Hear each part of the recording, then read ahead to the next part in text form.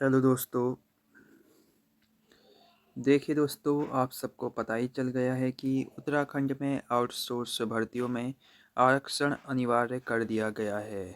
अगर अभी के आरक्षण की बात करें तो जो उत्तराखंड में आरक्षण की व्यवस्था है उसमें अगर हम वर्टिकल रिजर्वेशन की बात करें तो 19% एससी को मिलता है, 14% ओबीसी को मिलता है और 4% एसटी को मिलता है और 10% ईडब्ल्यूएस को मिलता है।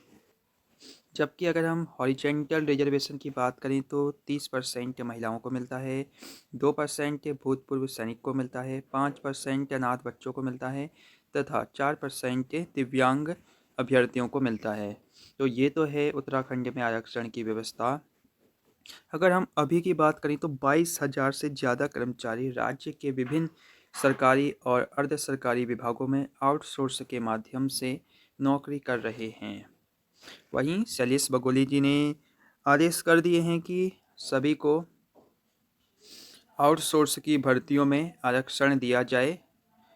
सभी विभागाध्यक्ष और जिलाधिकारियों को आउटसोर्स में भी आरक्षण का सख्ती से पालन कराने के आदेश दिए हैं।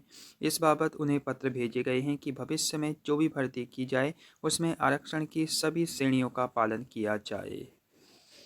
वहीं सरकारी और अर्ध सरकारी विभागों में अब आउटसोर्स से भरे जाने वाले पदों में भी आरक्षण अनिवार्य रूप से लागू होगा। सचिव कार्मिक शैलेश बगोली ने इस बाबत सभी सचिव और विभागाध्यक्ष को पत्र भेज दिए हैं।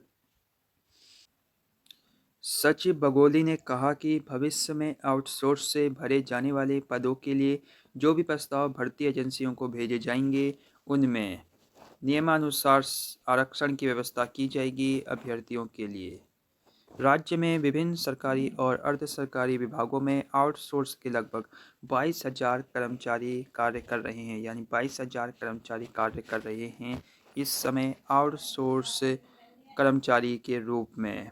तो एक बहुत बड़ा ये आंकड़ा है और बहुत से लोगों की रोजी रोटी चल रही है आउटसोर्स भर्तियों के माध्यम से।